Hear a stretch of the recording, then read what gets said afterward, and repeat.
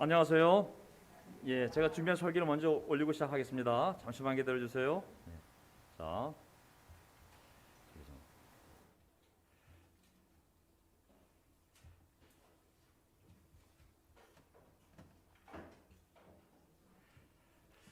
네, 반갑습니다. 오늘 또 이렇게 힘찬 찬송으로 우리 무대의 마음을 따뜻하게 해주신 성도 여러분들께 감사를 드립니다. 이렇게 한 분 한 분 얼굴을 뵈니 한 분 한 분 얼굴을 뵈니 참 격려가 되는 것 같습니다. 어려울 때는 서로 보는 것만으로도 힘이 되지 않습니까? 예, 때로는 격려받기 위해서 나왔어라고 하지만 사실은 우리 존재 자체가 서로에게 격려가 됩니다. 오늘도 성찬 메시지 정말 힘이 되는 메시지였는데요. 개인적인 프라이버시 문제가 아니라면 앞으로는 설교와 함께 그냥 성찬도 함께 올리도록 하겠습니다. 그래서 더 많은 사람들이 또 들으면서 보면서 위로가 될 수 있도록 언젠가 우리 오방실 자매도 함께 하겠죠? 네, 속히 함께 와서 우리 함께 찬양하는 그날을 기다려 봅니다. 자, 오늘 아침에 와봤더니 또 보이지 않는 곳에서 일찍 와서 예배를 준비하는 형제자매도 있었습니다. 우리 정진이 자매 또 1시간 전에 와가지고 올해 제일 먼저 온 형제가 박찬현 형제인데 오늘 일이 있어서 좀 늦게 오거든요. 네, 다 벌써 찬송가 한 1시간 전부터 찬송가 흘러나오는 것 같아요. 그래서 우리 또 어셔들 여러분 감사하고요. 또 우리 시스템 오늘 혼자 소영선 자매가 혼자 하게 됐는데 너무나 감사합니다. 모든 분들의 수고가 합쳐져서 또 이렇게 아름다운 예배가 준비되는 것 같습니다. 또 오늘 와봤더니 우리 아이들 그 귀한 VIP 손님들이 오셨어요. 우리 고3 오승원 서지혜, 또 고2 우리 승호와 또 다윤이, 또 중학생 대표 서지성, 초등학교 대표 정지인, 또 오늘 캠퍼스 대표 또 우리 여명이도 오고, 또 국방부 대표 정찬 병장도 오고 오늘 그래서 오늘 뭐 제대를 앞두고 휴가차 나왔는데 어쨌든 이렇게 다 모이게 되니까 또 큰 기분이 되는 것 같습니다. 오늘 제가 설교 그냥 준비된 대로 길어지면 적당한 선에서 끊는 걸 생각하고 하도록 하겠습니다. 설교 제목은 하나님의 기뻐하시는 뜻을 따라. 제가 최근에 아주 먼 곳에서 아주 귀중한 편지를 한 통 받았습니다. 받는 사람이 교회로 되어 있었는데요. 미국 PSW 리전에서 보낸 것보다 더 높은 데서 왔어요. 어디서 왔냐면 발주인이 사도 바울로 되어 있더라고요. 수신자가 한국 교회로 되어 있는데 이 에베소서를 공부하면서 제가 어떤 생각이 들었냐면 올 겨울 오기 전까지 앞으로 교회 연합이 어떤 모양으로 이룰지 모르겠지만 에베소서를 가지고 내 삶을 정리해야겠구나. 살아온 삶도 좀 정리해보고 또 내가 믿는 기독교 신앙이라는 것이 무엇인가를 다시 성경을 공부하면서 한 단어 한 단어 다 확인해 보면서 다시 내 마음을 세워야겠다는 생각이 들었습니다. 그래서 앞으로 에베소서 1장부터 6장까지 정말 한 단어 한 단어를 다 원문을 확인해 가면서 정말 하나님은 우리에게 무엇을 말씀하시는가, first principle로 성경을 보는 것이 아니라 성경으로 내 신앙과 삶을 돌아보면서 내 마음을 새롭게 하기 위해서 결심을 하고 에베소서를 함께 공부할 마음이 생겼습니다. 그래서 우리 교회 미래는 하나님만이 아시지 않겠습니까? 우리가 겸손히 그분의 말씀을 통해 믿음을 지키고 그냥 선한 일을 하다 보면 하나님이 나머지는 하시지 않을까요? 누구의 뜻대로 교회가 되겠습니까? 저는 하나님의 뜻대로 될 줄 믿습니다. 아멘. 그래서 앞으로 주일날에는 제가 바람 때문에 앞으로 제가 에베소서 1장부터 6장까지 우리가 그리스도를 믿는다는 것이 무엇을 의미하는지, 그리고 그리스도를 믿으며 산다는 것은 또 무엇을 의미하는지를 함께 공부하면서 우리가 하나의 교회가 될 수 있는 준비를 해나가면 좋겠다는 생각이 들었습니다. 자, 오늘 설교 주제는 하나님의 위대한 구원 계획. 그것은 바로 하나님의 선택과 예정이거든요. 그래서 오늘 1장에 나와 있는 1절부터 8절까지만 제가 함께 볼 건데, 제가 앞으로 에베소서를 이제 공부할 때 제가 알고 있는 모든 구약에 대한 지식, 또 제가 알고 있는 모든 신약에 대한 주석들을 다 동원해서 정말 에베소서 신약의 심장 같은 책 하나만 가지고 이제 가라 그러면은 어떤 사람은 그랬거든요. 난 로마서를 가지고 가겠다고. 한 권만 가져간다면. 근데 로마서가 16장인데 더 작은 책을 가져가라면 저는 에베소서인 것 같습니다. 그래서 에베소를 통해서 예수님의 삶, 예수님의 가르침을 다시 한번 상기시키면서 신약은 사실 작거든요. 구약이 정말 많잖아요. 39권. 이 39권을 가지고 에베소서를 다시 풀면서 정말 다시 한번 우리 마음에 성령으로 뜨거워진 마음으로 하나님을 섬길 수 있는 그런 날이 오기를 바라고 있습니다. 하나님의 위대한 구원계획. 설교 요점은 세 가지입니다. 하나님이 우리를 예정하시고 선택하셨는데 왜 선택하셨냐면 우리를 거룩하고 흠없는 사람으로 만들기 위해서, 또 하나는 우리가 하나님의 자녀가 되도록, 그리고 하나님의 은총을, 우리가 받은 구원을 찬양하는 자로 만들기 위해서 하나님 우리를 예정하시고 선택하셨다고 말씀하고 계시거든요. 그래서 오늘 성찬 메시지와 같은 내용이 될 것 같습니다. 자, 거룩하고 흠없는 사람으로. 뒤에 소리 잘 들리십니까? 자, 제가 천천히 양에 신경 쓰지 않고 적당한 시간에 제가 끊을 생각을 하고 쭉 하도록 하겠습니다. 자, 오늘 제가 꺼도 다시 저절로 켜지네요. 오늘 제 마음이 성령 뜨거워져서 식으면서 하라고 좀 하나님이 강권하는 역사로 찬바람이 계속 내려오는 것 같습니다. 자, 이 잡음이 생기더라도 자, 어쩔 수 없어요. 자, 에베소 1장 1절. 하나님의 뜻에 따라 그리스도 예수님의 사도가 된 바울은 에베소에 있는, 서울에 있는, 한국에 있는 성도들과 그리스도 예수님 안에서 사는 신자들에게 인사합니다. 우리 혹시 여러분들 저기 형제분들 괜찮으시면 지금 우리 백동갑 형제가 우리 아이들 3명과 함께 나연이랑 함께 왔는데 우리 저기 자리 좀 준비해 주십시오. 자, 캠프 의자 갖고 왔는데 자, 사도 제가 이제 에베소 1장 1절이 헬라 본문에는 바울 사도로 시작합니다.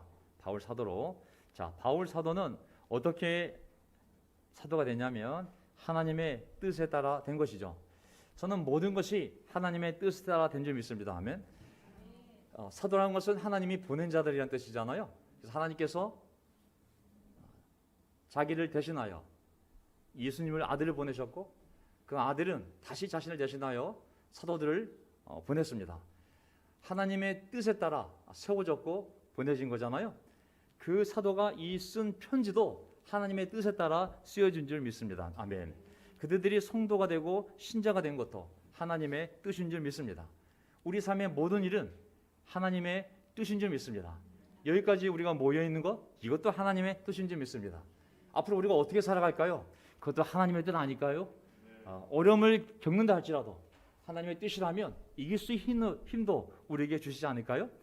저는 여기서 두 가지 중요한 단어가 있는데 하나는 성도들이고 하나는 신자들입니다. 자, 우리는 예수님의 제자, 그리스도인이라는 단어를 많이 쓰는데 성경은 풍부하게 우리가 누군지를 설명해 주고 있거든요. 여기 보면 성도들, 어떤 성도들이냐면 에베소에 있는 성도들이라고 그랬거든요. 자, 성도이라는 단어는 영어로 세인트 알죠? 세인트. 성도, 성자라는 표현을 쓰고 있는데 거룩한 무리, 거룩한 무리라는 뜻이거든요. 이것은 거룩이라는 단어는 구약에서 계속 강조되는 단어가 거룩이라는 단어잖아요. 거룩이라는 단어는 엄숙한, 목사님의 목소리가 엄숙하고 예배에 막 초가 켜져 있고 향이 나고 어두침침한 가운데 파이프 오르간이 나오고, 이것이 거룩이라는 개념이 아니라 구약에서 거룩이라는 개념은 분리, 구별이라는 개념이거든요. 성도란 말은 거룩한 무리라는 뜻인데 그것은 뭐냐면 세상으로부터 따로 떼어진 그냥 평범한 보통적인 것을 뽑아가지고 특별히 바쳐진 이라는 뜻이잖아요. 무엇을 위해서? 하나님을 섬기기 위해서, 하나님에 의해서 세상적인 것인데 원래 그냥 보통 있던 것들인데 특별히 떼어지는 순간 우리는 거룩하다는 표현을 쓰거든요. 그리스도인은 성도들임을 항상 기억했다는 생각이 들었습니다. 보통 사람이지만 우리는 하나님을 섬기기 위해서 따로 하나님이 불러내어서 우리를 특별하게 만든 존재이기 때문에 우리는 성도들입니다. 아멘. 그러기 때문에 주일날 다른 사람들은 자연으로 가서 치유도 받고 많은 일들을 하지만 우리는 주님을 찬양하기 위하여 예배로 오지 않습니까? 왜? 우리가 성도이기 때문에 가능한 것이죠. 아멘. 우리가 구약에 나와 있는 히브리 단어 알죠? 카다슈라고 거룩하게 하다, 성별하다, 봉헌하다. 이건 뭐냐면 똑같은 쌀인데도 옛날 어머님들 보면 집에서 어떻게 했어요? 돈이 없었을 때는 똑같은 쌀이지만 따로 떼어다가 모아서 교회에 바쳤습니다. 그걸 뭐라고 불렀죠, 어머니? 성미. 성자는 뭐예요? 거룩한 쌀, 거룩한 쌀. 그 쌀은 인간이 먹으면 돼요, 안 돼요?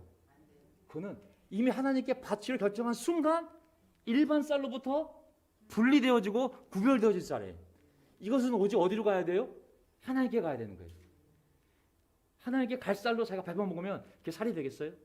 걱정이 되지. 자, 우리가 세례 받을 때 우리는 거룩하게 하는 영, 성령님이 거룩한 영이잖아요. 다른 말로 거룩하게 하시는 영이거든요. 그 성령이 사람 안에 들어가면, 세례 받을 때 사람 안에 들어가면 그 존재를 거룩하게 만듭니다.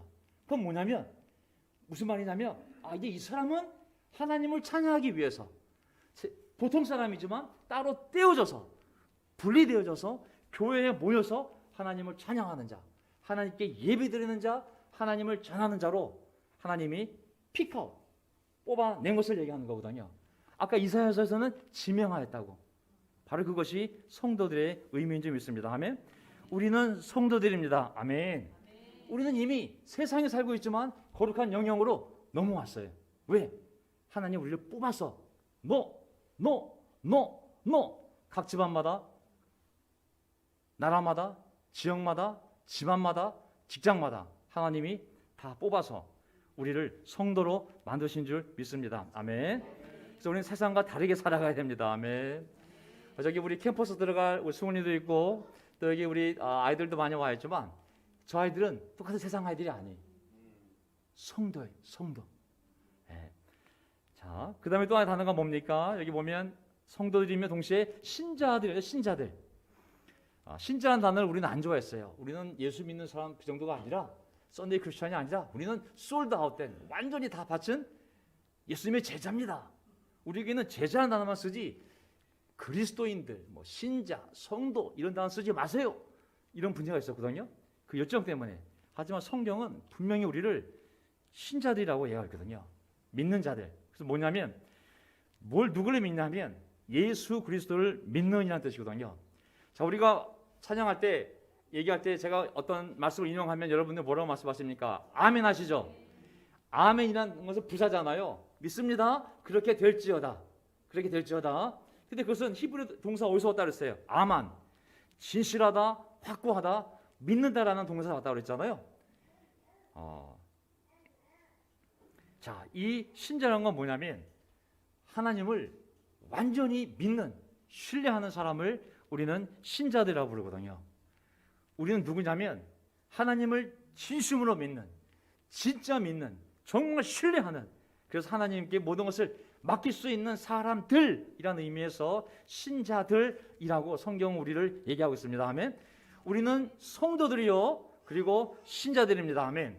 그래서 우리는 성도들답게 살아야 되고 하나님을 정말 믿는 사람처럼 우리는 살아가야 되는 사람들입니다. 어떻게 믿냐면 철저하게 믿는 사람들, 예수를 철저하게 믿는 사람들.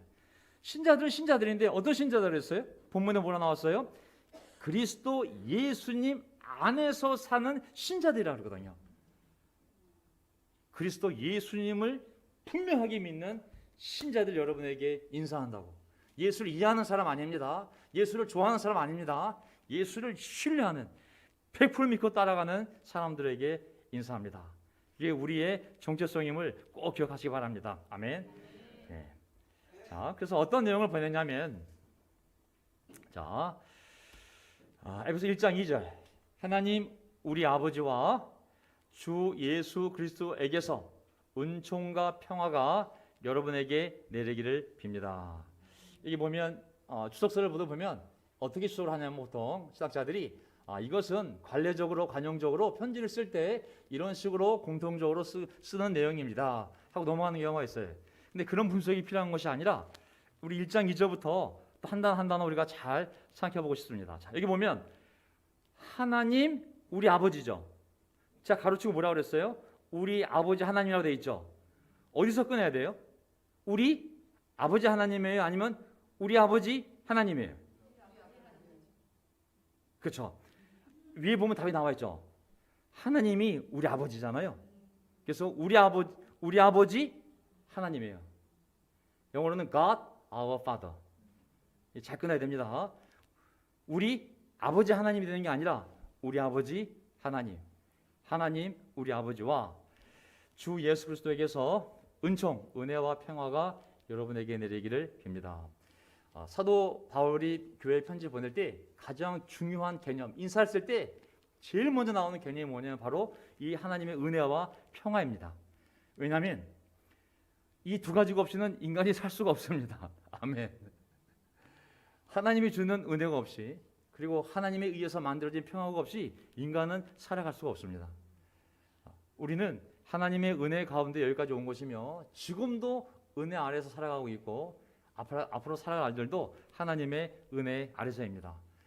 우리 삶에서 가장 중요한 것이 있다면 하나님의 은혜이고 그리고 이 평화는 바로 샬롬. 자, 평화는 반대 개념이 뭐냐면 전쟁이거든요. 전쟁. 우크라이나와 러시아를 생각해 보세요. 우크라이나에 살면 사는 게 사는 거겠습니까? 지금 러시아는 모든 사람들이 도망쳐 나가려고 그러고 우크라이나는 지금 사는 게 아니잖아요. 지금요. 어떻게 나라가 뒤집어질지 푸틴이라는 이 한 미친 사람에 의해서 핵 전쟁이 일어나면 하루아침에 우크라이나가 먼지가 될 수 있거든요. 거기서 무슨 삶이 되겠어요?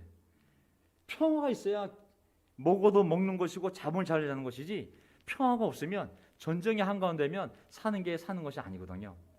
이 평화는 누가 우리에게 만들어주는 거냐면 하나님에 의해서 만들어지는 것입니다. 아멘. 사람이 번영을 하려면 기본적으로 평화가 있어야 번영이 될 수 있는데 그 평화가 뭐냐면 하나님에 의해서 만들어 놓은 질서가 잘 유지되는 것, 그게 바로 평화거든요. 에이레나라는 이 헬라어 명사는 구약에 우리 잘 알고 있는 샬롬 알죠? 샬롬. 샬롬에 대한 번역이거든요. 자, 에이레나라는 단어는 하나가 되는 데서 오는 평화이고 샬롬이라는 의미는 구약에서 하나님이 복을 내려서 전쟁을 멈추어 주고 하나님이 만들어 놓은 질서대로 잘 자연이 흘러가고 죄 지은 인간이 하나님과 좋은 관계를 맺어서 하나가 돼서 맺어지는 상태가 바로 평화입니다. 이 평화가 없으면 사람은 살아갈 수가 없습니다. 이 평화 아래서 하나님의 은혜를 받으며 사는 것이 우리의 인생인 줄 믿습니다. 아멘. 어떤 한 영혼이 하나님과 맨날 싸우고 사람과 싸우고 있다면 그게 사는 거겠습니까?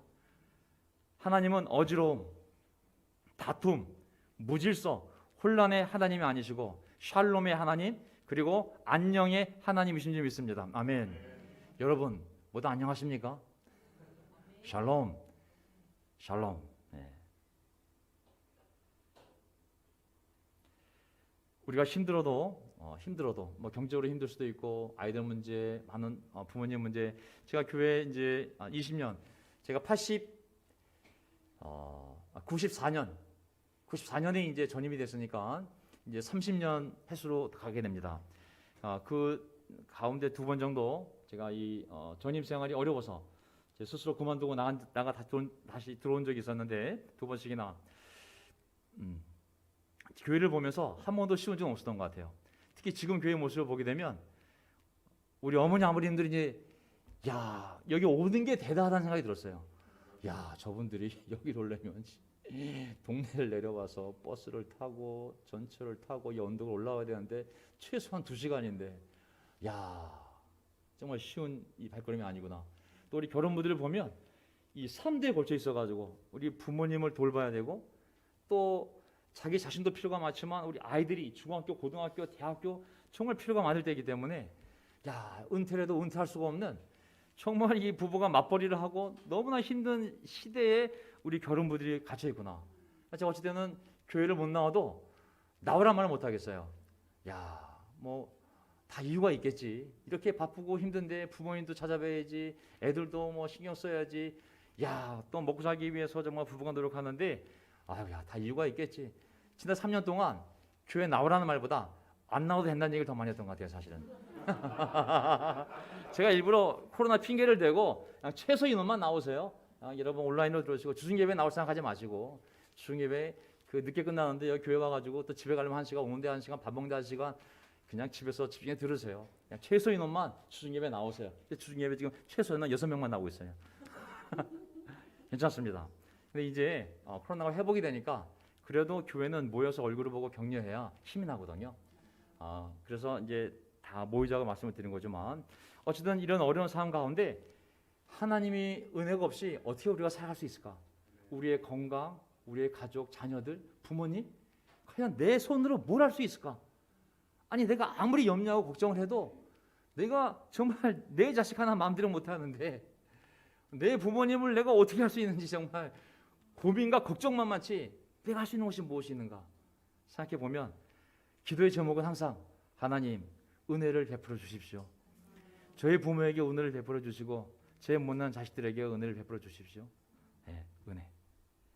또 그리고 이 평화 정말 들려오는 소식들을 보면 국내외적으로 뭐 재정적으로 경제적으로뿐만 아니라 많은 일들이 벌어지잖아요. 교회 안에서 밖에서 관계 안에서 또 할 수 있는 게 뭐가 있을까 내가 뭐 연합은 나 혼자 하나?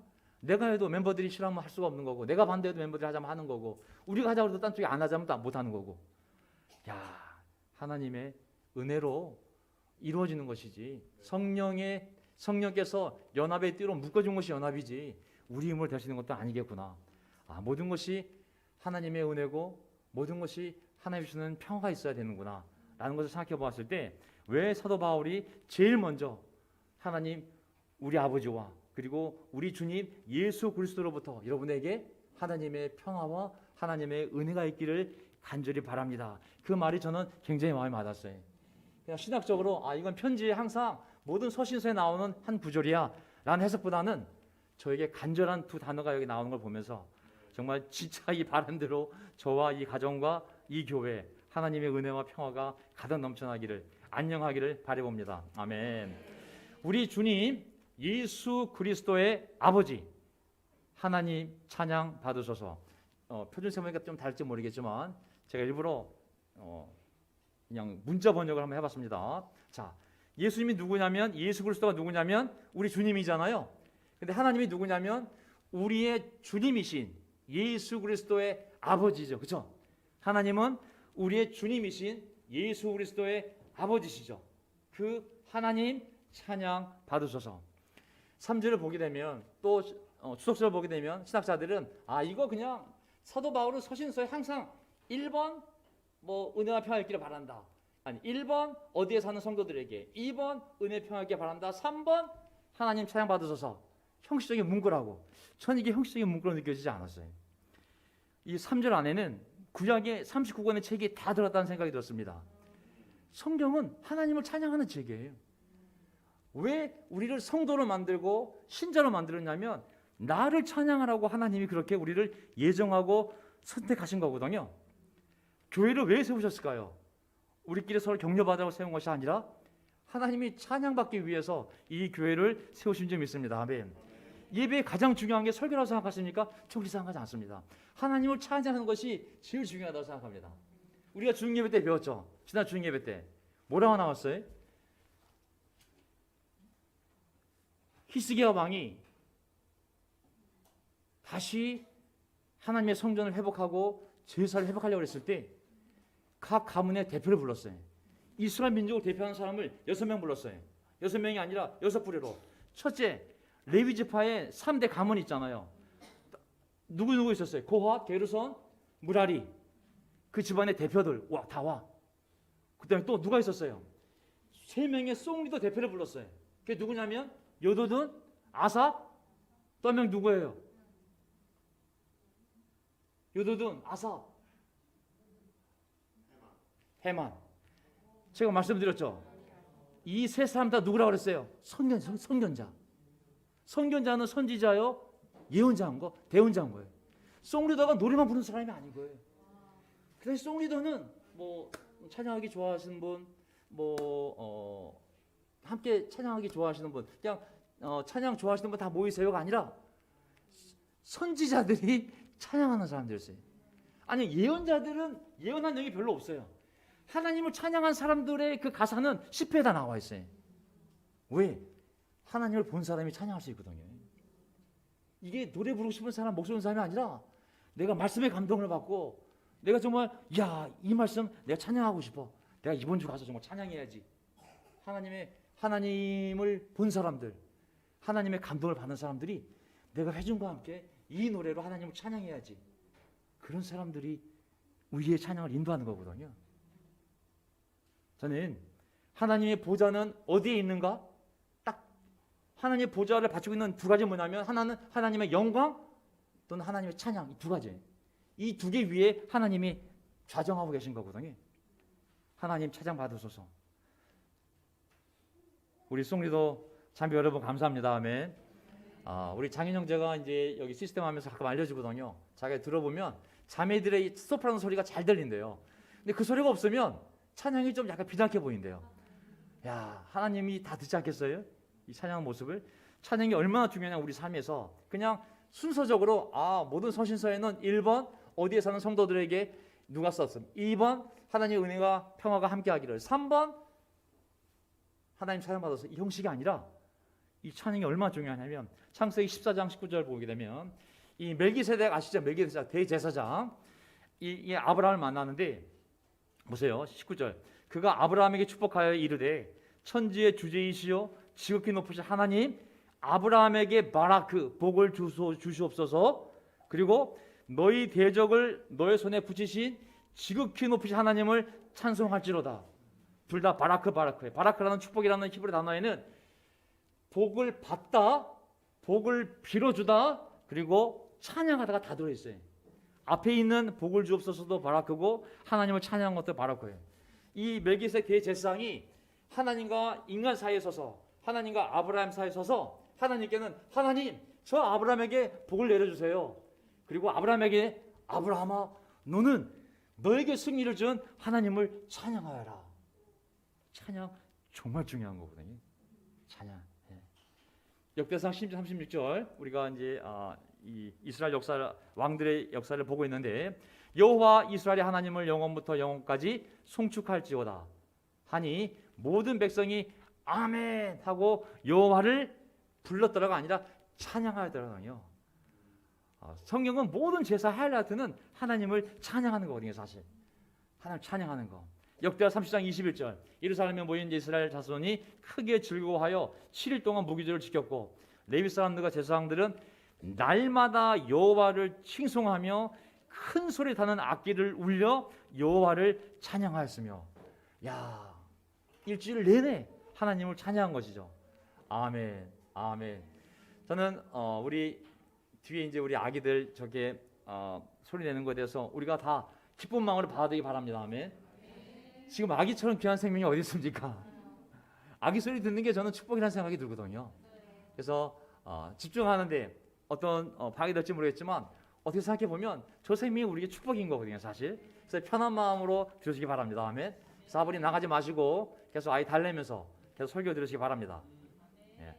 자, 여기 보세요. 시편 34편 1절 내가 여호와를 항상 송축하며 내 입술로 항상 주를 찬양하리이다.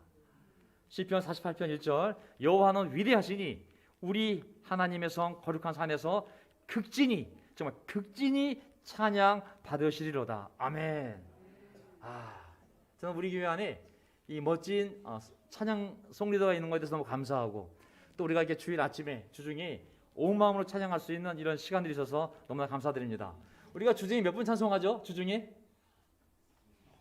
30분 찬송, 30분.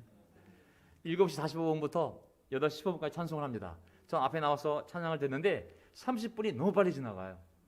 설교는 30분이면 지겨워 죽을 수 있거든요. 근데 정말 사지가 다 틀릴 수 있는데 찬송은 부르다 보면 벌써 15분이네? 벌써 30분이야? 금방 내려오네? 야, 어떻게 보면 곡조 있는 기도요, 곡조 있는 말씀이요, 곡조 있는 설교요. 정말 찬양 아름다운 거거든요. 예. 자, 찬양할 때 어떤 일이 벌어집니까? 시편 71편 23절 내가 주를 찬양할 때에 나의 입술이 기뻐 외치며 주께서 속량하신 내 영혼이, 주님께서 구원해 주신 내 영혼이 즐거워하리이다. 그렇구나. 내 영혼이 가장 기뻐할 때는 찬양할 때구나.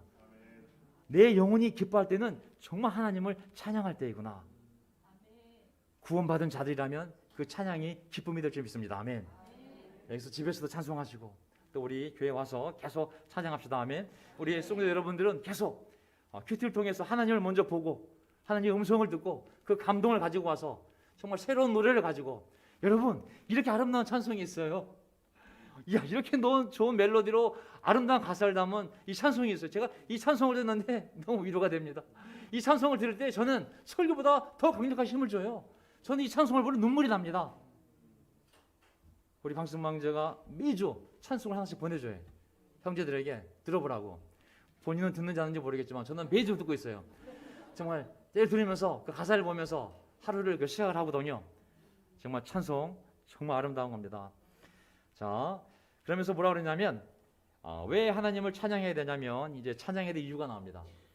그냥 너 제자니까 찬양해야지가 아니라 이런 이유 때문에 하나님께서는 그리스도 안에서 하늘에 속한 온갖 신령한 복을 우리에게 주셨습니다. 아멘. 하나님께서는 누구 안에서? 그리스도 안에서, 오직 그리스도 안에서, 그리스도와 연합해야지만, 그리스도 안에서 그리스도와 연합해야지만 하늘에 속한 온갖 신령한 복을, 어디에 속한? 하늘에 속한. 그리고 어떤 복이에요? 신령한 복. 이 복이 세 가지 특징이 있어요. 첫째, 그리스도 안에서만 우리에게 온다는 거. 그리스도랑 연합할 때만 우리에게 온다는 거. 그리고 이 복은 하늘에 속한 복이라고. 그리고 세 번째, 이 복은 영적인 신령한 복을 하나님께서 우리에게 주셨습니다. 아멘. 저는 최근에 지난주인가요? 우리 동갑 형제가 대화하다가 최근에 이것이 프라이버시에 문제가 없다면 자동차 중고차를 하나 샀어요. 좀 오래된 차를 샀더라고요. 베라크루즈라고 아주 오래된 차를 아주 저렴하게, 왜냐면 아이가 셋이다 보니까 뭐 교회 오려면 차가 있어야 되잖아요. 그래서 고민하다가 드디어 샀다고 오늘 오게 된 겁니다. 애가 셋인데 택시를 탈 수도 없고 한계가 있잖아요. 그래서 제일 큰 차를 베라크루즈한테 샀어요. 근데 이 형제가 어떤 얘기를 했냐면 베라크루즈에서 루즈만 빼고 베라크가 히브리어로 바라크, 축복 아닙니까? 그래서 차 뒤에 루즈를 가려버리고 베라크를 하려고요. 그럼 차 이름이 축복이 되잖아요. 놀라드시잖아요, 사실은요. 그래서 제가 그 얘기를 듣고 집에 와서 인터넷 찾아봤어요. 베라크루즈. 그랬더니 원래 베라크루즈는 멕시코의 휴양 도시가 베라크루즈예요. 근데 이제 현대가 그런 도시 이름을 따서 뭐 산타페도 뭐 투싼도 다 미국 지명 이름들이잖아요. 근데 이 형제가 그 했던 말이 참 놀라운 영적 인사이트라 생각이 들었어요. 루즈가 뭐 잃어버리잖아요. 루즈 잃어버려. 버리고 베라크. 바라크가 아까 말씀드렸던 복을 주다, 복을 받다, 무릎을 꿇다, 찬양하다잖아요. 근데 그 명사형이 베라크예요. 베라카 여성형이거든요. 베라크루즈. 야, 자, 우리 이 복에 대해서 성경은 우리에게 분명히 이해하고 있습니다. 야, 요것만 끝낼게요. 신약 성경은 구약 성경에 나와 있는 복의 개념을 그대로 이어갔습니다. 어떤 사람들은 아니야, 구약 맨날 욥이 막 양 3,000마리, 말 5,000마리 맨날 복 얘기하면 그거는 구약적 개념이고 지금은 그런 거 필요 없어. 그냥 천국 가는 게 복이야 라고 말하는지 모르겠지만 신약 성경은 분명하게 구약에서 얘기하는 복의 개념을 그대로 다 가지고 와서 똑같이 얘기하고 있습니다. 자, 구약에서 보게 되면 모든 족장들은 믿음으로 자기 자녀들을 축복했습니까? 안 했습니까? 유산을 남겨주는 것을 다 축복을 하면서 남겨준 거잖아요. 다 복을 빌어줬습니다. 이삭이 야곱을 축복하였고 또 야곱이 요셉의 두 아들 므낫세와 에브라임을 축복하였습니다. 그 근거는 뭐예요? 하나님이 아브라함에게 준 약속이 있거든요. 너희 후손들을 내가 복을 주겠다고. 그 약속을 근거로 해서 그 아버지는 자녀들에게 하나님이 아브라함에게 약속한 복이 있으니 너희들은 아브라함의 후손이다. 그 복을 받아라 하고 다 믿음으로 자식들에게 축복해 주었습니다. 근데 어떤 자식이 바보처럼 아유 그게 무슨 복이 돼요. 그게 그냥 팥죽이나 주세요. 팥죽. 그게 에서예요. 에서. 장자권을 팔아먹었잖아요. 아버지가 복을 빌어줬는데 빌어줄 빅이 없었어요. 이미 그거 아무것도 아니라고 생각했거든요. 하나님의 복을 우습게 생각하면 안 됩니다. 아멘. 아무리 이 시대가 과학적이고 물리적이고 물질적이라서 하나님 복 우습게 생각하지만 우리가 살아있는 이유는 하나님의 은혜 가운데 복을 받고 있기 때문에 살고 있는지 믿습니다. 아멘. 왜 복을 받는데 그런 사고가 일어나요? 왜 복을 받는데 그런 어려운 일이 내게 생기죠? 그것은 이 세상이 악하고 타락하고 썩었기 때문에 우리 몸이 똑같이 영향을 받은 것뿐이지, 그럼에도 불구하고 하나님은 우리를 은혜로 복을 주시며 인도하신 줄 믿습니다. 아멘. 그냥 우리 몸이 믿든 안 믿든 똑같아요. 이 자연 속에서는 공기도 썩었죠, 물도 썩었죠, 먹고 살려면 수많은 스트레스가 있죠. 하나님의 저주도 아니고 내가 기도가 부족한 것도 아니고 한 인간으로서 그냥 똑같이 다른 사람과 함께 경험하는 거거든요. 그들과 우리가 다른 것은 우리는 거룩한 성도요 믿는 자들이기 때문에 하나님의 은혜로 그래도 보호받는 줄 믿습니다. 아멘. 여기 보면 두 번째 복이 뭐냐면 신령한 복이라고 그랬거든요.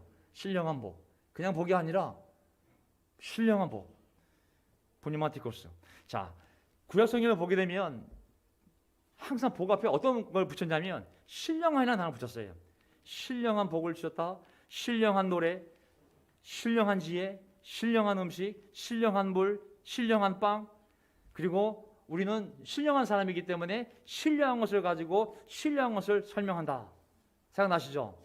우리 몸은 육적으로 죽지만 부활할 때 신령한 몸으로 살아납니다. 자, 육적인 것이 먼저가 아니라 신령한 것이 먼저가 아니라 육적인 것이 먼저 와서 죽고 그 다음에 신령한 것이 천국에서 다시 만들어지는 것이죠. 송리더들은 시와 찬미와 어떤 노래로? 신령한 노래. 그냥 멜로디가 너무 아름답고 멜랑콜리한 게 그냥 들으면 마음이 위로가 돼요. 이런 찬송가가 아니라, 이런 CCM이 아니라, 어떤 CCM 훌륭한 CCM도 많지만 신령한 노래, 정말 그 가사, 이 모든 것을 시작해서 정말 신령한 노래로 서로 받아하며, 영 크리스찬들은 무엇을 그리워하시라고 그랬어요? 신령한 젖을. 신령한 젖을. 살아있는 돌 같은 존재로서 여러분도 집진에 사용되어 여러분 한 명 한 명이 신령한 집이 되어가는 것입니다. 아멘. 구약에서 보면 양, 소 이런 것이 많아지고 농산물이 풍년이 이루어지고 이런 지상적이고 물질적이고 육체적인 개념에서 이제 신약에 오게 되면 이 개념이 확장이 됩니다. 어떻게 되냐면 하늘로 확장이 되고 그리고 영혼으로 확장이 돼요. 이제 이 복은 이 땅에서 많은 소, 많은 월급, 많은 집 이런 개념이 아니라 예수 그리스도를 통하여 우리의 복이 하늘로 연결되어져서 이제 복은 지상적인 복만이 아니라 천상적인 복, 그리고 물질적이고 육체적인 복에서 이제 영적이고 신령한 복으로 하나님이 우리의 삶을 인도해 가시는 점이 있습니다. 아멘. 그래서 우리가 이 땅에서 지상적이고 물질적이고 육체적인 복에 대해서 상대적으로 빈곤감을 느끼더라도 우리가 그런 눈으로만 하나님의 복을 바라본다면 우리는 성경을 잘못 이해하는 줄 믿습니다. 왜냐하면 하나님 말씀은 분명하게 뭐라고 나와 있어요? 하나님께서는 그리스도 안에서 하늘에 속한 신령한 복을 우리에게 주셨다고 말씀하셨잖아요.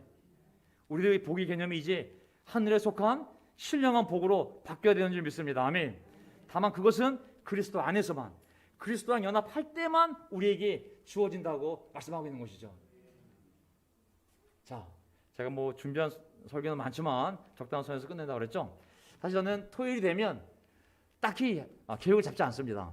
아침에 아내가 5시 반에 나가거든요. 그럼 저는 하루 종일 성경을 가지고 설교를 준비합니다. 생각이 참 많이 떠오르고, 야, 어떻게 이 말씀을 전할까. 이 설교가 항상 넘쳐나는데 지금 슬라이드가 40개인데 18개밖에 안 했어요. 자, 그래서 오늘 여기까지만 하고 아직 첫 번째 포인트를 못 끝냈는데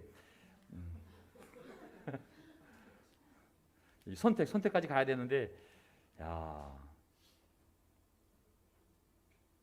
자, 과요불급이라 넘치는 것은 모자라면 못하다고 했으니 오늘 이 정도 선에서 마무리 짓도록 하겠습니다. 자, 오늘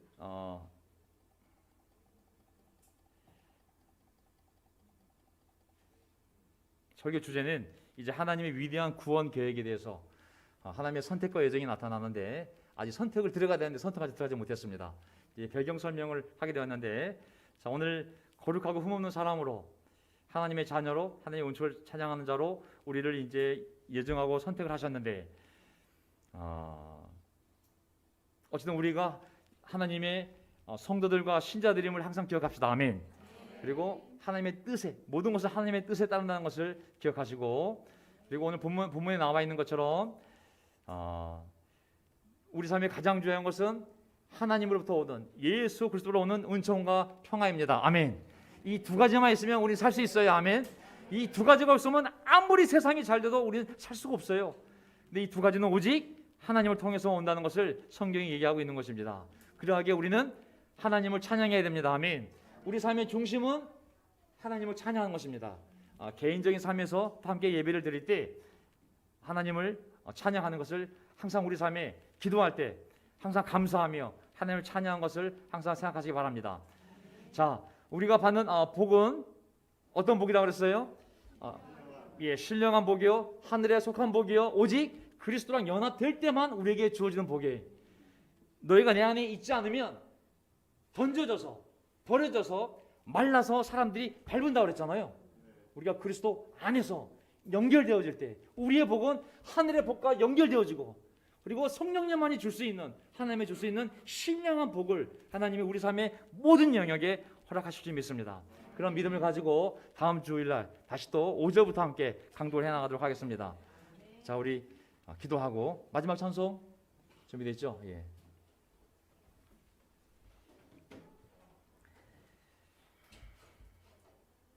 하나님 아버지 감사합니다. 오늘 이 예배가 저에게 감동이고 오늘 형제자매들 한 명 한 명의 얼굴을 보면서 기쁨이요 격려요 그것이 감동이라는 사실을 다시 한번 깨닫습니다. 하나님, 교회가 건물이 아니요 숫자가 아니라 바로 한 영혼 한 영혼, 하나님이 구원하여 불러 모아주신 그 한 영혼 한 영혼이 바로 주님의 몸이요 주님의 영광이요 우리의 면류관임을 또한 보게 됩니다. 하나님 감사합니다. 코로나 기간 동안에 어떻게 해서든 사람들이 병에 걸리지 않도록, 교회에 나오지 않도록 각자의 확신을 가지고 각자의 위치에서 예배드리도 격려해왔지만, 이제 방송에 나와 있는 것처럼 대한민국 국민의 97%가 항체를 가지고 있으며 이제 좀 있으면 실내에서조차도 마스크를 벗고 예배를 드릴 수 있는 시간이 다가오고 있습니다. 하나님, 이 교회를 다시 회복시켜 주십시오. 우리의 성전을 복구시켜 주시고 우리의 관계를 회복시켜 주시고, 하나님의 교회가 부흥함으로 말미암아 우리 각자의 삶이 어떻게 주님의 이 놀라운 복과 연결되어지는지 저희가 간절히 바라고 있습니다.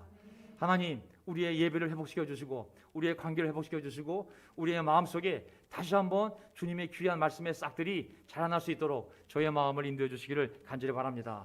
우리 혼자 믿음의 싸움을 하고 있을 우리 방실자매도 주님께서 그 영혼과 주님께서 날마다 대화를 나누시는 줄 믿습니다. 주님, 오늘 찬송과 가사처럼 우리 마음에 들어와 주시기를 간절히 바랍니다.